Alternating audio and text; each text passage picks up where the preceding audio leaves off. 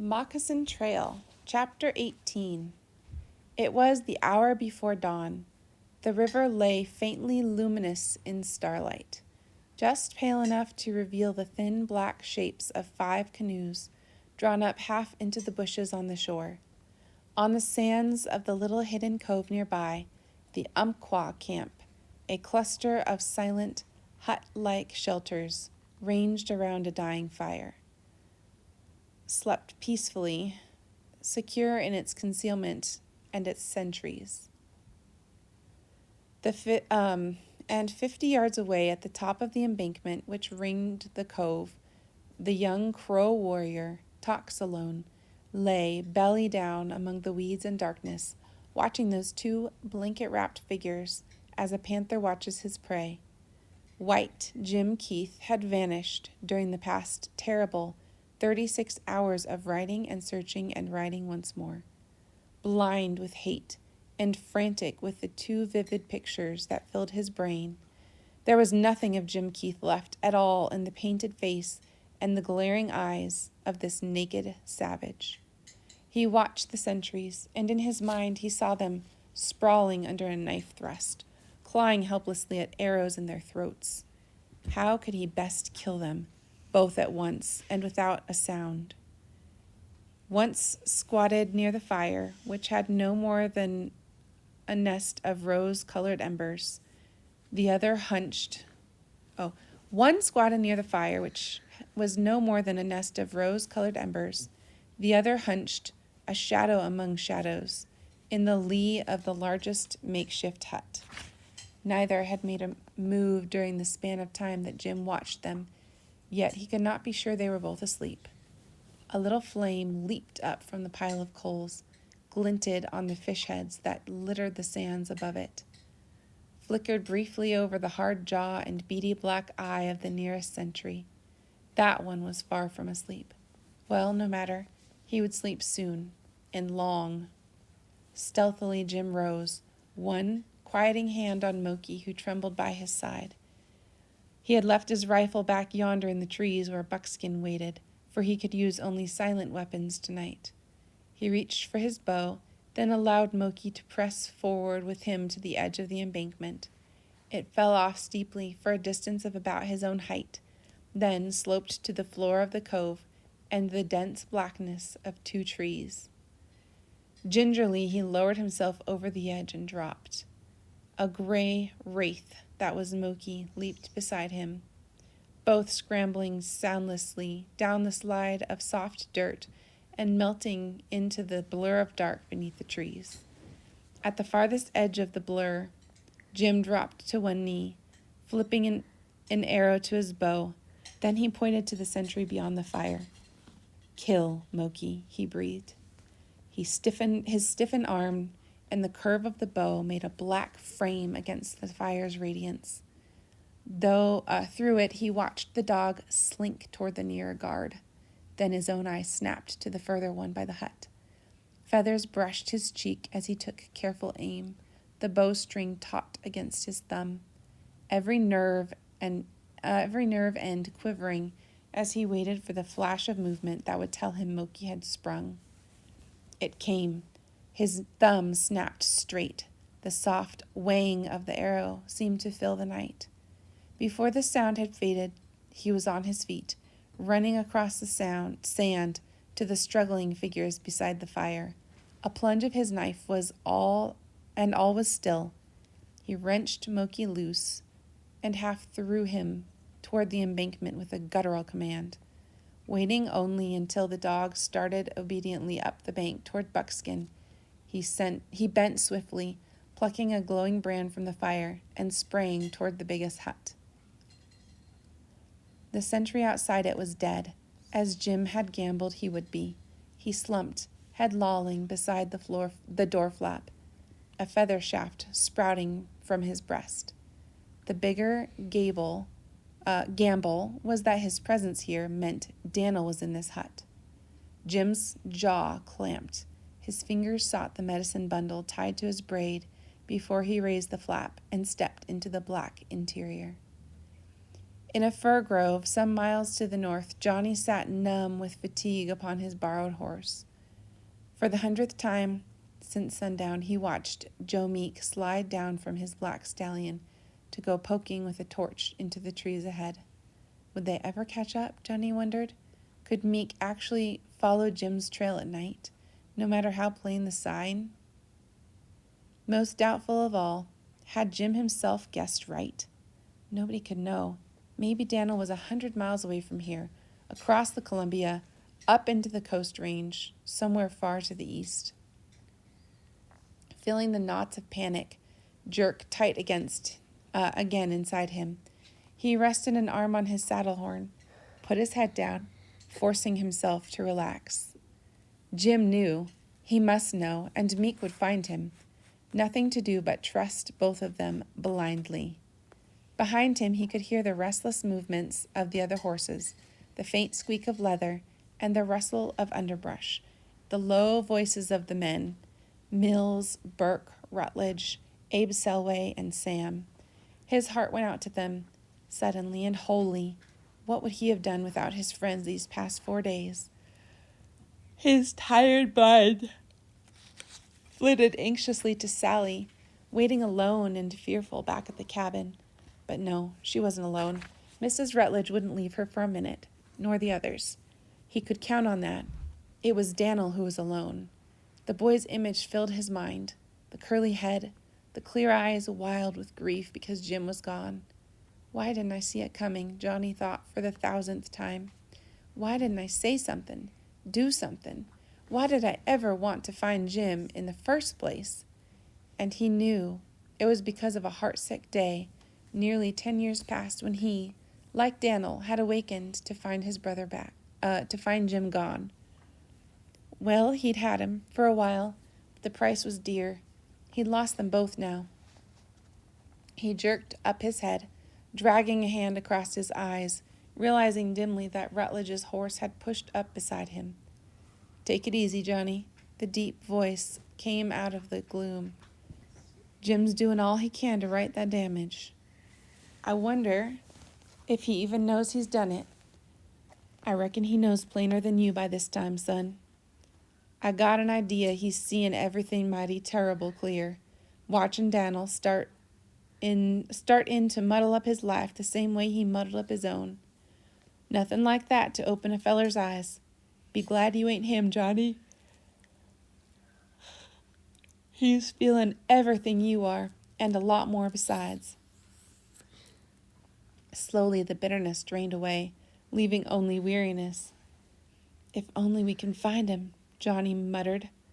Meek came back, grim as he had been since the instant Sally burst into the Mullins' cabin yesterday morning to gasp out Jim's message. Then he'd exploded. "The umpquas! By the Almighty, why didn't I guess it? Let's go then, men. Hurry." Now he said, "We're gaining. No more'n an hour behind him. I got a notion now where they might be camping. Them cussed fish-eating coyotes. I'll lodge pull every man jack of 'em." He leaped to the saddle and started headlong through the trees, his torch held high. Johnny spurred after him, ignoring the aching soreness of every muscle, his ears full of the thud of hoofs behind him, following the bobbing flare in front. The torch Jim held, the smoldering branch yanked from the fire, gave but a feeble light in the hut's black interior, which reeked of fish and unwashed bodies. He thrust it here and there, over blanket-wrapped shapes, half frantic with the need to see the equally urgent need for caution. Hatred for those sleeping figures rose up in him, a craving to kick and yank them all out of his way, fling them aside like so many rags until he'd found the one small bundle he wanted. Something glinted suddenly in the far corner. Jim thrust the torch out, caught the unmistakable gleam of golden hair. Next instant he was leaping over the shadowy figures toward it, cursing the sudden, uncontrollable trembling of his legs that threatened to sprawl him straight on top of some sleeping Umpqua. Stooping, he lifted an edge of the blanket from the glinting hair and sank to his knees. It was Dan'l. Dan'l with smudged and tear-streaked face, sleeping tired and helpless with his bound wrist pillowing his cheek. It was fury that gave Jim back his strength and conquered the trembling. Fury at the thong that bound those wrists, at the whole treacherous crew that slept around him. Swiftly he stretched out a hand, now cool and steady, clamped it over the boy's mouth. The gray-green eyes flew open, and their first glazed, wild look of terror nearly unmanned Jim again. It told so plainly what these last 2 days had been. But he held the torch close, and the look faded to bewilderment, then blazed again with incredulous joy. The boy's eyes brimmed with sudden tears, and Jim gently took away his hand. His knife was out, slicing that thong as if it were a captor's throat. Then, his wrists freed, Dan'l sat up and pointed to his ankles. They were bound, too, but not for long. Jim chafed the swollen flesh, wondering if the boy would be able to walk. Well, he had to. A huddled figure nearby stirred restlessly and turned over, uttering a sigh that stank of fish. Jim thought fast. How long had it been now that he'd been prowling about this hut? 3 minutes? 4? He hoisted the boy to his feet, and stood supporting him, holding his brand on the sudden impulse toward the pegged-down hides that formed the wall of the hut. Good. The rawhide rope was plainly visible. He ground out the torch against the earthen floor and stooped once more. A flash of his knife, and he was lifting the loosened skins and drawing the boy outside into the fragrant night air. But with the first step, Dan'l gave a sharp little moan of pain. It was quickly stifled, but Jim's anxiety redoubled. If the Umpquas were light sleepers. He felt Dan'l stumble. He tightened his grasp on his arm, worrying about those thong-numbed ankles. Then they were around the hut somehow and running across the open toward the embankment and safety. But Dan'l stumbled again, staggered, and half went down. Jim whirled and lifted him, and heard a cry of alarm from the hut they'd just quitted. "Oh, Jim, they've waked up," gasped Dan'l. Jim didn't wait to find out what would happen. As a babble of voices broke out behind him, he slung the boy over his shoulder and, staggering from under the added weight, ran for the embankment. Figures erupted from this hut and that amid answering yells. Torches bloomed, but Jim was under the 2 trees now, stumbling across the pool of blackness and out on the far side to scramble up the crumbling slope. He dug his moccasin toes into the soft earth, feeling his calf muscles knot and the dirt give way beneath him. But still he clambered, half dragging and half pushing the boy who was doing his best to help. Below, a shot rang out, and 2 more, in rapid succession, over the uproar of yells and running feet. As Jim gained the slope's top, a bullet sang close by his ear and thudded into the earth beside him. Gasping for breath, he seized the boy and hoisted him up the sheer lip of the embankment, felt him clutch at the bushes above, and knew the lessening of his weight as he wriggled half over the top. It was all but done. He bunched his muscles for his own leap, and the world exploded in a blaze of spinning lights as something crashed against the side of his head. For what seemed like an age, he teetered there, enveloped in noise, feeling his hands numb and his eyes glaze and his body tilt slowly backward. "Run, Dan'l! Find Buckskin!" He tried to yell, but could not hear his own voice. Then the night whirled past as he was falling, tumbling, somersaulting through a garbled screaming uproar into a black well of silence. Jim awoke to find himself bound, hand and foot, face down in sand and brambles, with a world full of pain.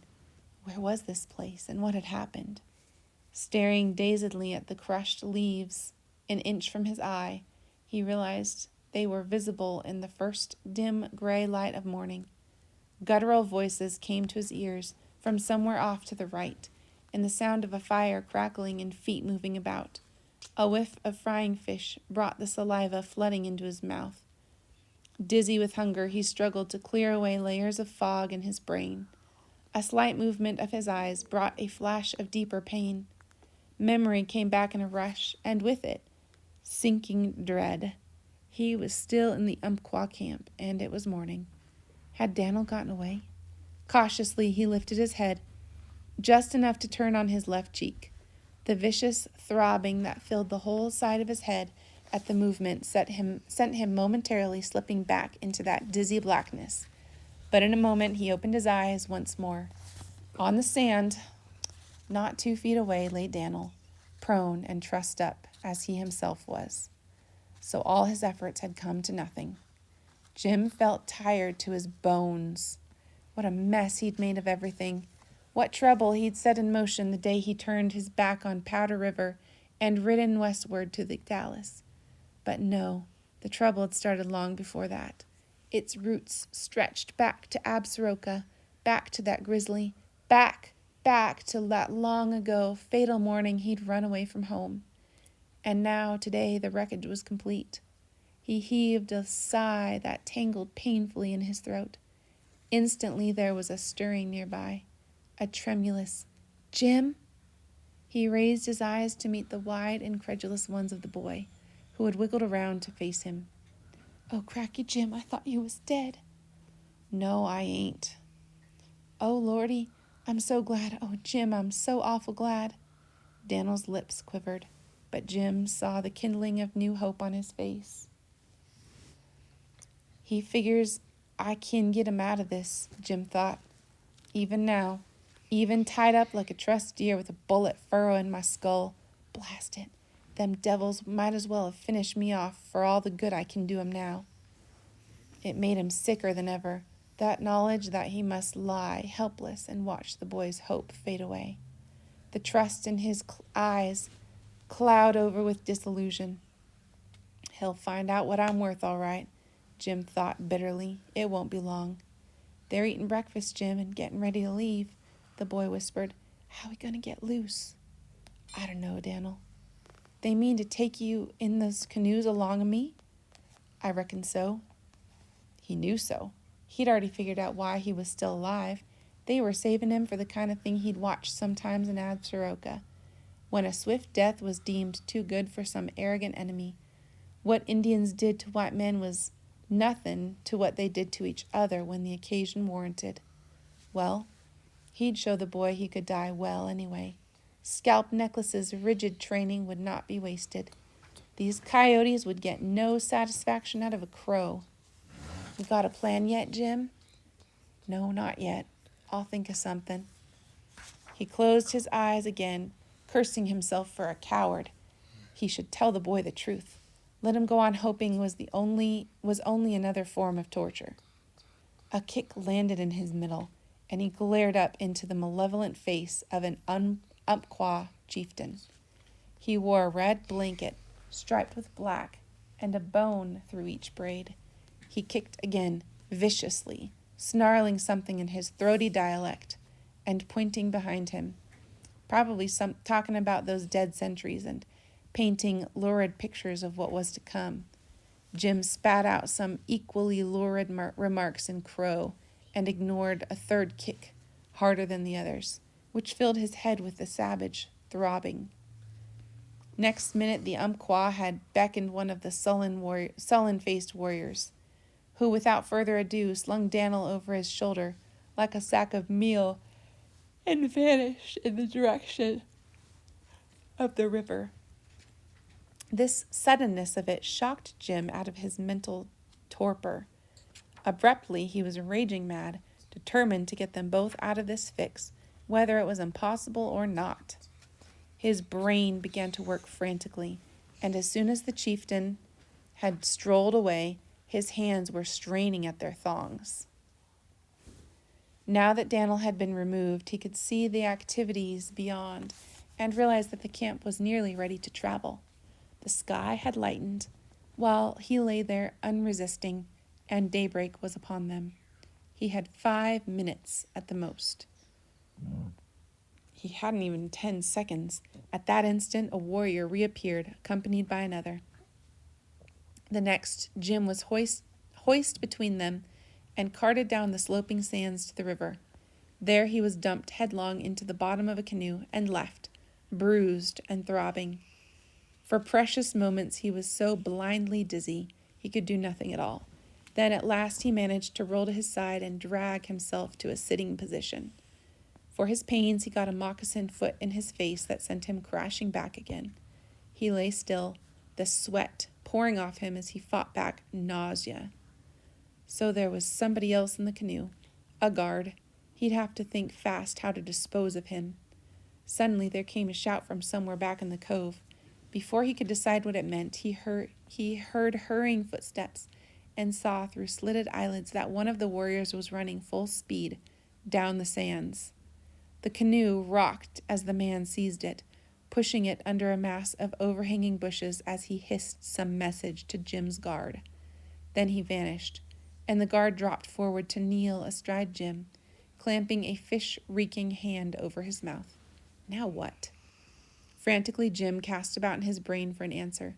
What was happening up there on shore? What could be happening to make them suddenly? Then he heard it, a loud, familiar bellow. By thunder, you better savvy what they're at. I'll take it out in your hide, you flea-bit, fish-eating, child-stealing, trouble-making coyote. I got the law of this whole thunderin' valley behind me, understand? And the United States government behind that. By golly, I want that boy and that feller that come after him. I want... The bellow switched over to no less threatening Chinook jargon, and the chieftain's harsh voice answering protestingly in the same tongue.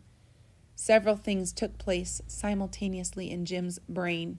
He remembered his own words, sending Sally to Mullins. Tell Johnny, southward along the river. They can follow if they want. And he heard the unmistakable sound of bourgeois boots cracking through the underbrush atop the embankment, and he knew he'd have a knife in his heart in another minute, and so might Dan'l, unless he could immediately give the show away past all concealing. There was only one reckless thing to do, and he did it. The instant the chieftain was swearing there had never been a boy, and that the Indian who had broken into the camp last night was unfortunately dead, Jim brought his knees up hard into the crouching guard's belly, and with a violent twist sent him over the side. Before the splash had settled, he was struggling to sit up, yelling, "Meek!" with all the power of his lungs. The chieftain's voice had choked off. Now footsteps pounded down the sands, accompanied by a babble of noise over which Meek's roar rose triumphant. "Dead, is he? By golly, that's a mighty lively corpse, can yell like that." The guard's head popped up out of the water, but Jim was ready for him, bringing his bound wrists down with smashing force. By the time the head came up again, Meek was splashing through the shallows. With an instant and expert grasp of the situation, he sent the guard under once more with a well-aimed toe, then yanked the canoe into the open. On the beach, the Umpqua were scattering in all directions, but Jim didn't watch what became of them. He gasped, "Cut me loose, Meek," and an instant later was staggering across the gravel shallows to another clump of trailing bushes. Meek understood his intention and splashed ahead of him, but Johnny had beat them both. He pushed out of the branches as soon as they got there, and he had Dan'l in his arms. "He's all right. He ain't hurt," he told them shakily. "Let's have that knife, Meek. Them blasted varmints gagged him as well as tied him." And so it was finished, and the impossible had been done, and Dan'l was sobbing with excitement in Johnny's arms. And Jim, swaying from dizziness, that throbbing in his head, was too tired to wonder what Johnny was thinking of him. Meek drew Jim aside as the other men crowded around the boy and Johnny. "Can you travel, Jim?" he asked quietly. "Sure, let's get started. Man, you done a job last night. I never even thought of them varmints. It might have been weeks." "I made a mess of it." "The devil you did. That bullet mighty nigh made a mess of you, though. I I reckon they didn't bother to feed you. No. Then come on. I got jerky in my possibles. Once we get up to where we left the hosses. They scaled the embankment in silence, the others following. At the top, Meek turned to look at Jim and spoke again. I reckon they ain't but one way to keep ahead of you in these Injun troubles, boy, and that's to get you on my side. You're a prime tracker, Jim, and just my meat for chasing wolves. Let me know when you get over that headache, and I'll have you sworn in as a deputy. If you want it, you've got a job.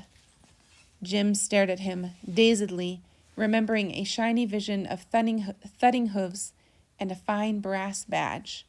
What a difference this might have made to him 2 weeks ago. The difference between going and staying, but now it was too late. The only thing that he could do for his brothers and Sally was to get out, go far, far away where he could never hurt them again. Thanks, Meeks, he muttered, but once we get the boy home, I'm heading east. For good.